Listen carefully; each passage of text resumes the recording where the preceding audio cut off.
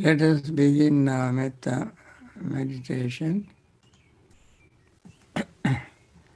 May all beings be happy and secure.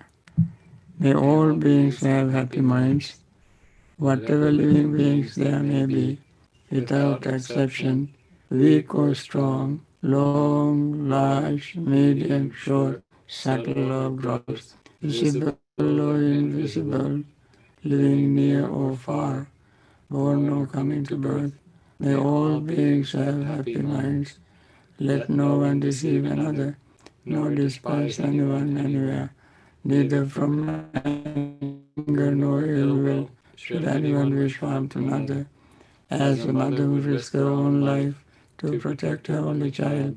Even so, towards all living beings, one should cultivate a boundless heart.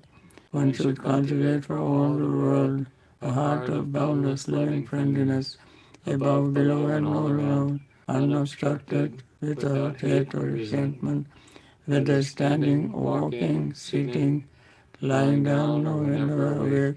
One should develop this mindfulness. This is called divinely dwelling here, not falling into erroneous views, but virtuous and endowed with vision, removing desires for sensual pleasures. One comes never again to birth in the womb. With this metta thought in mind, let us begin our mindfulness practice. As we repeatedly said, we pay attention to our breath, undivided mindful attention, without using concepts, ideas, or without trying to manipulate the breath, hold the breath, control the breath. Let the breath flow in and out through our nostrils. When we breathe in, we notice the breath touching our nostrils, expanding our chest area and expanding our lower abdominal area. This happens very normally, naturally. As we breathe out, our lower abdominal area contracts, chest area contracts, and we notice the breath leaving our nostrils. As we keep breathing in and out, also we notice two pauses, one after we complete inhaling and one after we complete exhaling. Notice these two pauses, which are very brief. We should not try to manipulate or control or hold on to them. We just let them happen. And then we notice the breath, we feel the breath, we, uh, we perceive the breath, attention or thought arises about the breath, consciousness arises as we are breathing. They all change as we breathe in. And also they change as we breathe out. What we felt when we breathe in will no longer be there when we breathe out. That quickly they change. And notice this change. We won't feel monotonous, but we notice similarity and natural occurrence, the truth of existence, which is in a state of flux, moving, changing constantly, inside as well as outside. Sometimes we notice outside changes more clearly than inside changes. However, both inside and outside change. And then when we notice this appearing and disappearing. We don't try to stop it, which is very unnatural. We cannot do that.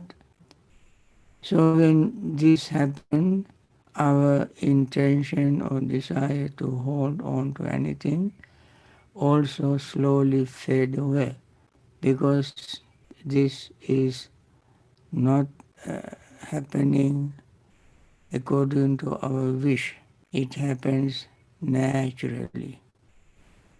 Then arises a moment of relaxation, because breath becomes relaxed, body becomes relaxed, mind becomes relaxed. When they all relax, there arises a moment of feeling of metta. In a relaxed, calm, peaceful state of mind, metta feeling grows and we can notice. That means our resentment or rigidity, uptightness fades away. When this happens, another moment we experience that we are practicing this for the benefit of all the suffering beings. When we think of suffering beings, when this thought arises in us, compassion arises. When compassion arises, restlessness and worry fades away. And then we notice that our sleepiness and drowsiness fade away when we experience a little bit of joy. This joy is not very exciting, agitating, but it is soothing, calming, relaxing. But it also does not put us to sleep. It remains very active, because that is the truth that we experience.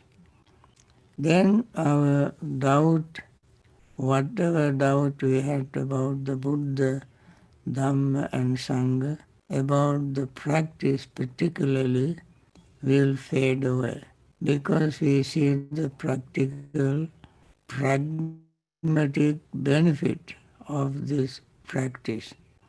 We notice that mind and body relaxing, feeling relaxing, the feeling of metta arises, feeling of letting go arises, and our restlessness and worry fade away. As they all slowly wear out, fade away, we notice our practice has produced result while we are practicing. This is another example of dependent origination. When we do not practice, we don't notice them, and then confidence arises. With this confidence, we gain joy, happiness. When the mind is happy, we gain concentration. As Buddha repeatedly mentioned in many places, Sukhino Chittang Samadhyati, one whose mind is concentrated, whose mind is full of happiness, concentration arises. And that is what happens to us. And this may not happen very quickly, as I mentioned, but it can happen if we stay mindful, alert, quite aware of the development of our mental states. And when we gain concentration, we can see our own changes, subtlest and most very unclear, but yet change take place, and subtlest changes we can notice. Deepest changes we can notice. Then we notice only rising and falling, even in the minutest things in our mind and body. That that is an insight we gain, insight of reality, truth we gain. So then we can see our greed, hatred, and delusion slowly fading away during that time. With this, let us continue our practice.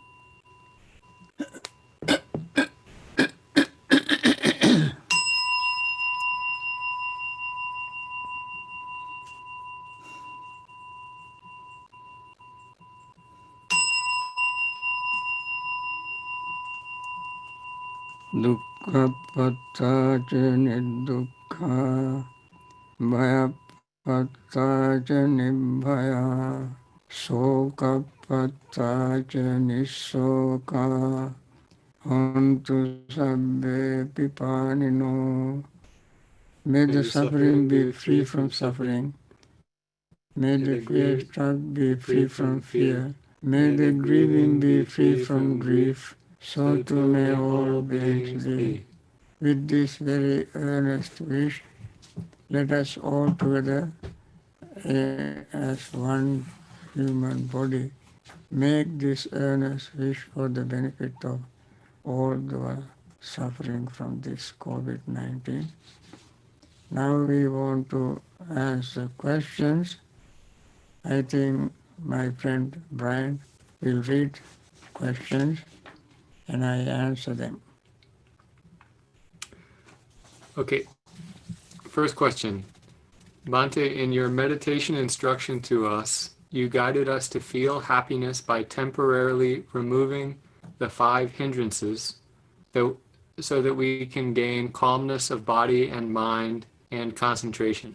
You said that it is only with the concentration that we can see so many thousands of things are changing within ourselves. I wish to know, when do I know that the calmness of body and mind that I have experienced has crossed over to concentration? In the calmness, I do perceive a lot of changes in body and mind, but I do not really know if there is concentration. I would like to know if this kind of concentration is as deep as the jhanas, or it is just concentration but not jhana. I've read that right samadhi includes jhana, but is not necessarily as deep as jhana. So I am kind of confused. I think you are right. When, as I said, all this will not happen very quickly, it takes some time. When you spend a long time in meditation, you certainly will notice uh, as everything is changing, that changing itself becomes an object of your concentration, because you are practicing mindfulness. In mindfulness, you gain awareness, you become aware, as you clearly mentioned, the subtlest changes taking place in your mind and body. And they all change very quickly. You cannot hold on to any of them. Then that alone becomes an object of your concentration. You gain this concentration because there is no wording, no conceptualizing, but you simply perceive it. This is exactly what the Buddha mentioned, that when we perceive, especially in Potthapada Sutta in the Nikaya, I was not, I don't keep that discourse in my mind when I give instructions, but for answering your question, I want to quote that discourse. If you read that discourse in the Nikaya, Potthapada Sutta, where Buddha mentioned we become aware of one perception and then it becomes subtler and then mind leaves that perception, and because we train the mind to stay in that perception, and then mind goes to the next state of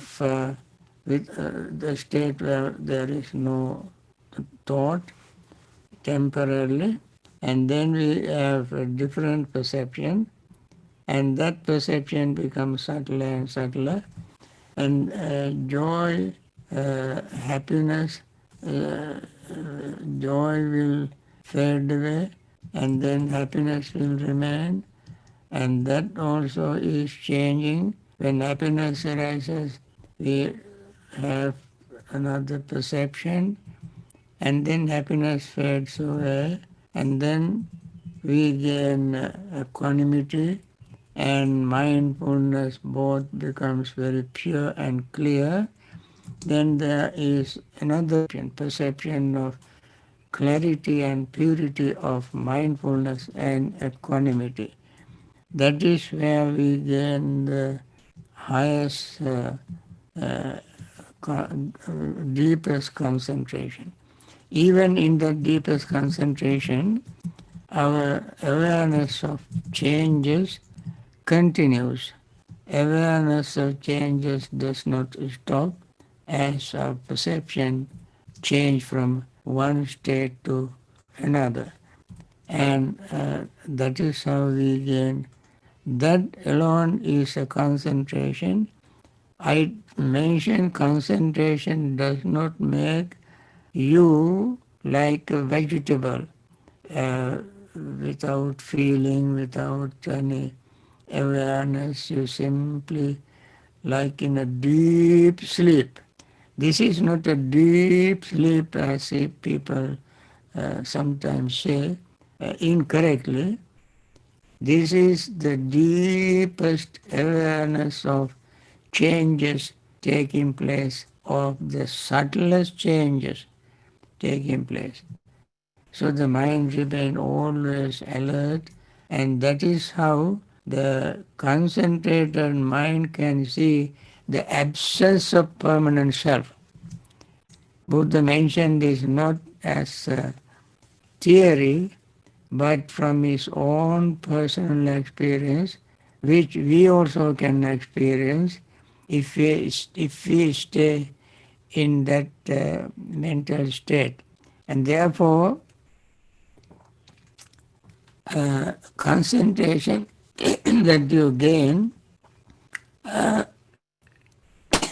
does not make you fall asleep and make you like inanimate object. Okay. You have any other questions, right? Yes, Bhante. I feel that these two questions are very appropriate for the author of a series on uh, Dhamma explained in plain English. Mm-hmm. They're both questions about translations. Uh-huh. Why is thinking called volitional formations? Thinking is called volitional formation is because we think with will. Willingly we think, and therefore it is called volitional formation. They are called chetana, and this is uh, the formation, volitional formations that is uh, also translated as karma. Uh, that is why the Buddha said, Chetanaham bhikkhave kammang vadami. Volition I call bhikkhus karma, because that happens intentionally. What we do something intentionally, that has, especially so long as our minds are not free from greed, hatred, and delusion. Our thinking is influenced by greed, hatred, and delusion. As long as these three defile, defiling mental states or roots, these are mind defiling mental roots, unwholesome roots. As long as they are there, our intention, our will, our thought also is not free from greed, hatred, and delusion. So, until they exist, our intentional thought is called sankhara or karma, because they condition our mind. Intention conditions our mind. Thought conditions our mind. Thought conditions our life. Intention, uh, behind intention, there are also perception and feeling. That is mind condition. And then arises vitakka vichara, thought of both wholesome and unwholesome. Vitakka is unwholesome is kama vitakka, vyapada vitakka, vihingsa vitakka. A thought of sensual pleasures, thought of anger, and thought of cruelty. Wholesome side we have vitakka, they are called nekkhamma vitakka, avyapada vitakka, avihimsa vitakka. Nekkhamma vitakka means the thought of letting go. We do it intentionally, and therefore it is a wholesome thought and produces wholesome result. Therefore, it is a karma. Letting go, especially when we practice metta, without that means no hatred in the mind. That is avyapada vitakka, the thought of letting, thought of loving friendliness. We simply have a thought of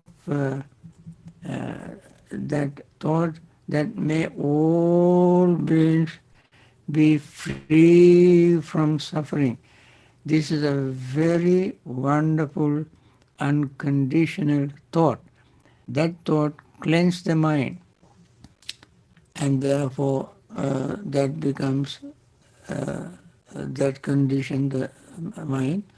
And then non-cruelty, compassion, uh, that is suffering, knowing that there are suffering beings, our heart melts, so to say. That is how that becomes a wholesome thought. And therefore, these thoughts are called karma, and they, of course, are all sankharas. And we mentioned earlier when we talk about sankharas, there are physical sankhara, verbal sankhara, mental sankhara. Physical sankhara is inhaling and exhaling that conditions our body, bringing oxygen into the body. Using that conditions. Using that oxygen, the body continues to function, exist, and use this body to do something wholesome or unwholesome. Only when we do use it with intention, use the body, which is conditioned by oxygen. If we use this body to do something wholesome, wholesome means things that we do without greed, hatred, and delusion, then we commit wholesome karma physically. When we say something without greed, hatred, and delusion, using the same body, mouth operates, the thought arises in the mind because the body is working smoothly. Oxygen is there and all other things are happening. And therefore we use the mouth, tongue to express something wholesome without greed, hatred, and illusion. Then that becomes a wholesome karma, verbal karma. So we have mental karma, verbal karma, and physical karma. They are called mental conditions, mental conditions, verbal conditions, and physical condition. Now, the karma is the results of these conditioners. Karma is the conditioned. And when the karma begins to produce their results, results become conditioned and karma becomes the conditioner. This is the nature of dependent origination. One time cause, uh, when causes produce results, and that results become cause again to produce another result. So this is how this chain of what we call reaction, chain of activities continue. All right. Thank you, Bhante. You're welcome. Um, Bhante, I believe SN Goenka translates vijnana as cognition and sanya as recognition. So cognition and recognition. I'm curious to know if you think that is a useful translation. Yeah, vijnana is knowing the difference between two, that is separating function, separating from the other, vijnana. And sanya is recognizing it. So the wording may be different, but the function is vijnana is the function of separation. Sanya is recognition. For instance, vijnana knows this is blue, this is black, this is white, this is red, this is high, this is short, and so forth. And we call sanya, sanya recognizes it. Vijnana separates and sanya recognizes. Mm. So what he uses is, I think, also correct, although he uses different words. Cognition is repeated. When cognition is repeated, it's called recognition. Recognize. Vijnana continues to make the distinction between one and the other. when it makes the distinction, uh, sanya, sign, cognition, cognize it, recognize it. Yes. Thank you, Bhante.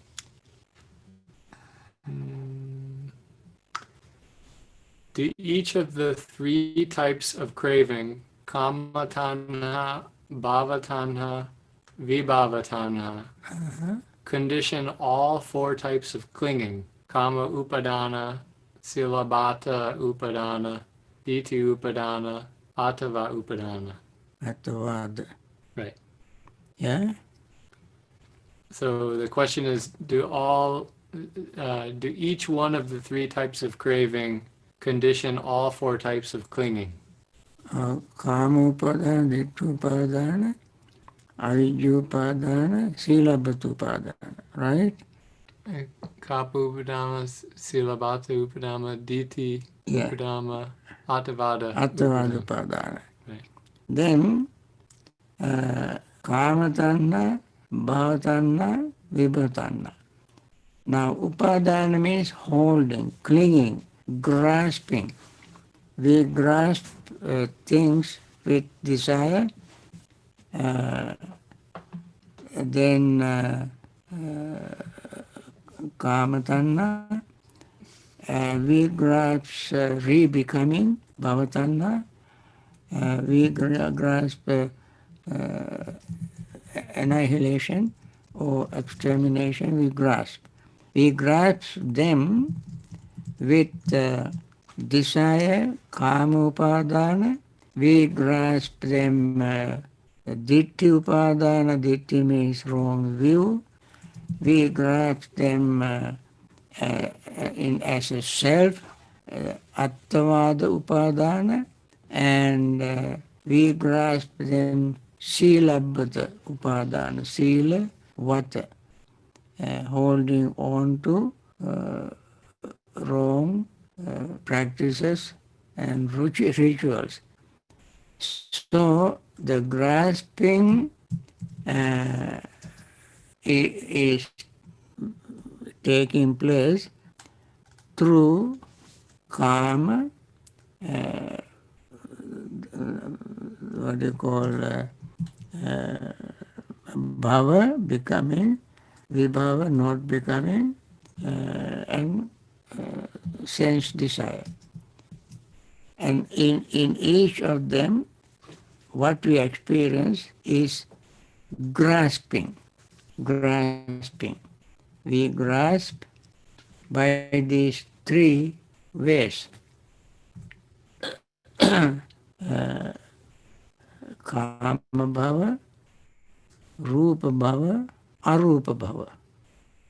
Or, or kamatanna, bhavatanna, vibhavatanna. There are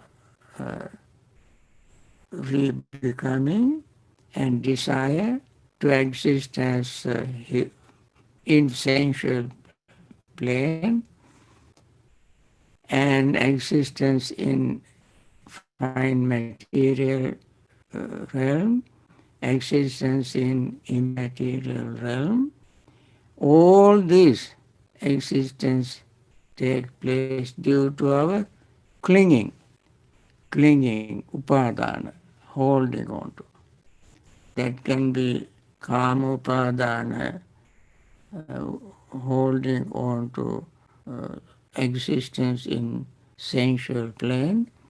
There again, that holding on to that state can become kama, ditthi, avidya, attavada, silabhata attavada. So any of this clinging will take place for becoming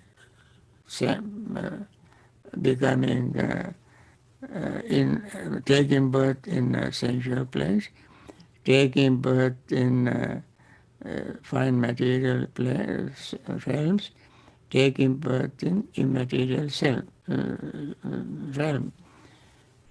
So the mind grasps all this existence through these four types of clinging, upadana. Bhante, what is the way to restrain from getting attached to mine and others' views and opinions? I mentioned the very effective way of freeing the mind from becoming attached to anything. I mentioned it several times. I don't mind repeating it as many times as required.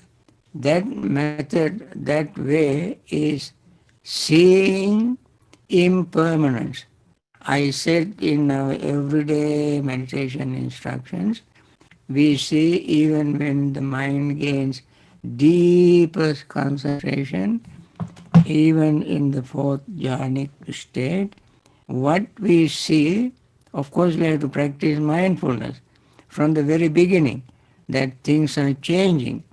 And as we keep improving our awareness, mindfulness, concentration, our mind becomes sharper and deeper and clearer to let go of what we cannot hold on to. Let go of what we cannot hold on to. Why we cannot hold on to anything? Because it is always gripping, slipping away from our grip. It is just like trying to hold air into our fist. However, just like little children trying to catch their shadow, or when they, blow these soap bubbles, they run and try to catch them. As soon as they catch, bubble disappears. They cannot, they find nothing in the hand. Again, the child may try another bubble, and open mouth, that bubble is no longer there. That sort of awareness arises in our mind as our mindfulness and concentration become very sharp and clear. Then grasping completely vanish from our mind by itself. We don't have to do any particular effort to let go, but it happens when we see impermanence. Impermanence, that is why I'm so, uh, what do you call, convinced that impermanence is the thing that we have to practice. And that is the very thing many people don't want to practice, don't want to see. Uh, I mentioned in Samyutta Nikaya, in Kanda Samyutta, there is a discourse called Anicca Sanya Sutta, Anicca Sanya. And there Buddha gives 10 similes. And there he said, Anicca Bhike Bhavita Bhaulega, Sabbang Kamaragam Paryadeti, Sabbang Ruparagam Paryadeti, Sabbang Bhavaragam Paryadeti, Sabbang Avidyam Paryadeti, Sabbang Asmit Mana Paryadeti Samuhananti, he said. I advise you to read Samyutta Nikaya, Anicca Sanya discourse in a Kanda Samyutta discourse on impermanence. When we practice this discourse, the instruction in this course, and practice impermanence in and see impermanence in our own mind and body, impermanence, then all kama raga paryadhyati, all the desire for sensual pleasures fade away. All the desire for existence, fine material existence fade away. Uh, and all desire for immaterial existence fades away. All this all ignorance fades away. All notion of I am fades away. All this fading, you can see fading away along with the disappearance of everything in our experience.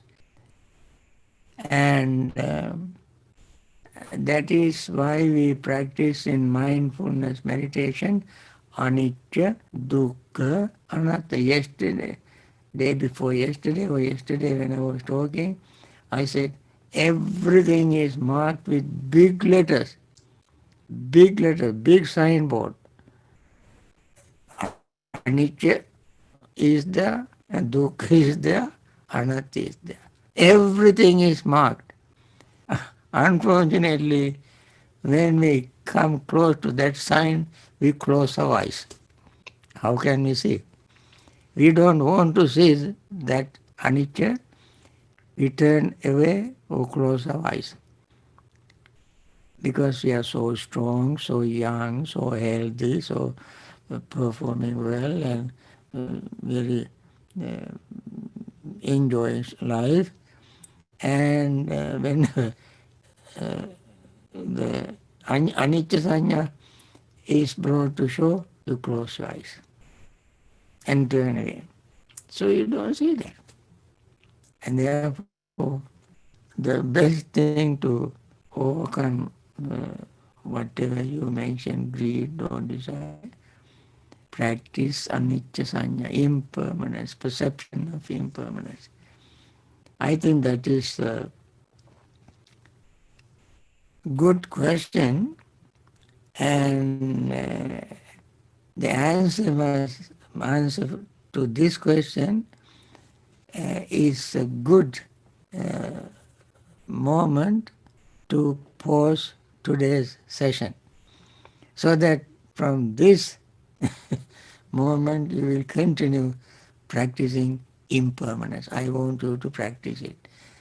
Okay, with this I like to wind down our morning session, and with my regular benediction, wishing all living beings who are suffering from COVID-19. You want to mention the next Yeah. next month, July. Today is 28, 8. and next month I want to make another little change. That is, I will take 2 days off. That is next week, 6th and 7th. 6 and 7 I take off and continue this session 5 days morning as I do now, starting next month. So Wednesday through Sunday. Wednesday through Sunday. And this Tuesday, the June 30th, will be our last Tuesday. Yeah, this coming Tuesday, June 30th. that is on June 30th. June 30th. Yeah. Yeah, June 30th is the last Tuesday. Right. And after that, I will take 2 days off. And I hope you won't be disappointed. Anyway, let me continue my regular wish. May all those who are suffering from COVID-19, may they recover very quickly and return to normal health and continue their life in good health. And those who are suffering or grieving the death of their loved ones, recover very quickly from their grief, return to their normal health through the practice of meditation and understanding the nature of life. There are some others who are trying to help people in many ways.